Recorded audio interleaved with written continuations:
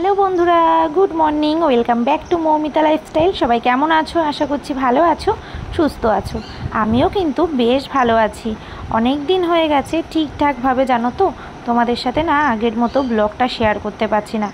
মনটাও অনেকটা খারাপ লাগে, যেহেতু ভিউজটা একটু ডাউন আছে, তো সেই জন্য। তো যাই হোক, আমার পুরনো বন্ধু এবং নতুন বন্ধু সবাইকেই অনেক অনেক ভালোবাসা জানিয়ে আজকের ব্লগটা আমি এখন থেকে স্টার্ট করছি আমাদের সুন্দর পরিবেশ থেকে।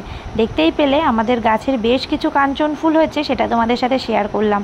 আর দেখো, এই যে ভোরের পরিবেশটা কতটা সুন্দর লাগছে।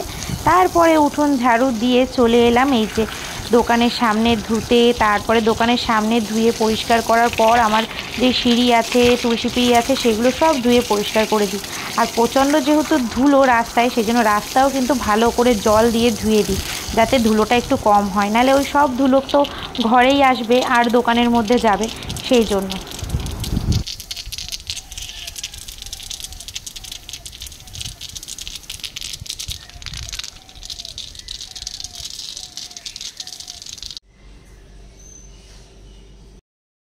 হ্যালো বন্ধুরা, good morning. Welcome back to Moumita lifestyle. সবাই কেমন আছো? আশা করছি ভালো আছো, সুস্থ আছো। আমিও কিন্তু বেশ ভালো আছি। এখন বাজে সকাল 8:30, আর আমার বাসি কাজ সমস্ত কিছু হয়ে গেছে। আর দেখো, ব্যালকানিটা ঝাড় দিয়ে পুরোপুরি পরিষ্কার করেছি। আজকেও ড্রয়িং আছে, সেই জন্য এক্সট্রা ক্লাস করাচ্ছে স্যার, সেই জন্য।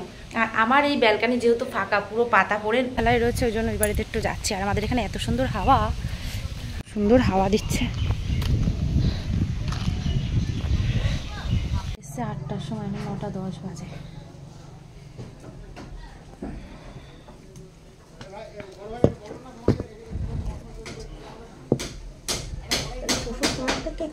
শ্বশুর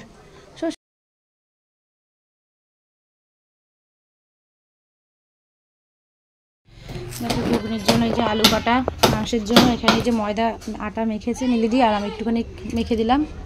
এই যে মটর।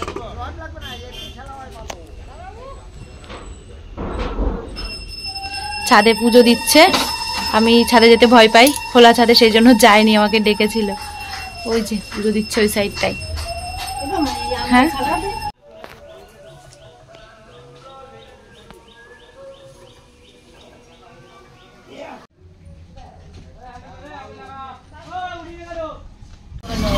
কুশলরে ভালো জ্ঞান দেয়, ওরা দুজন দুজনের খুব জ্ঞান দিতে পারে। না,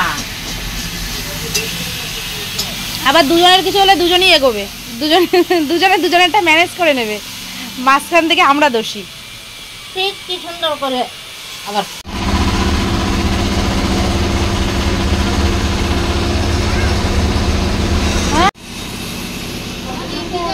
আর কেউ পারবে না ওরকম।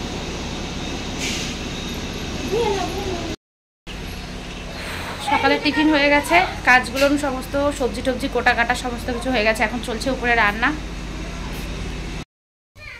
খোলো, একটু খোলো।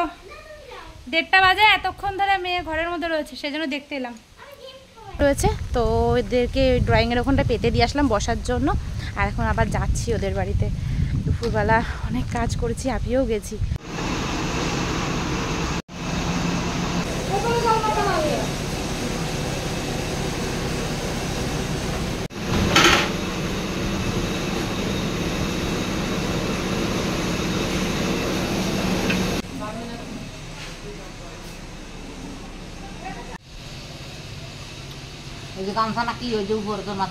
কেমন হয়েছে সায়নদীপ খেতে?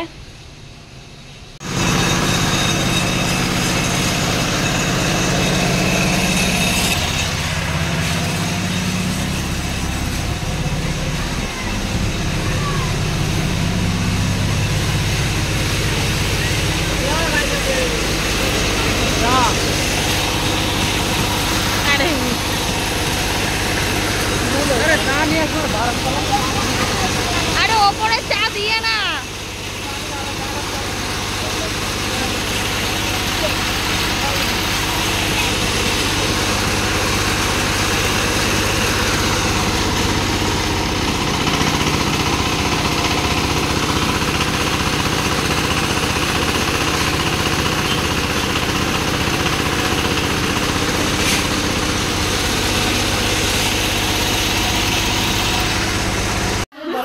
বলার আছে?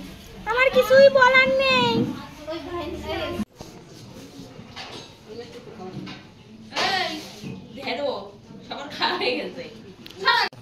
সায়নদীপ ঘুরে ঘুরে বেরিয়েছে আর এখন এই যে এসে সায়নদীপ খেতে, আমরা খেতে বসেছি, পরিবেশন করছে শুভমিতা যে খাচ্ছে।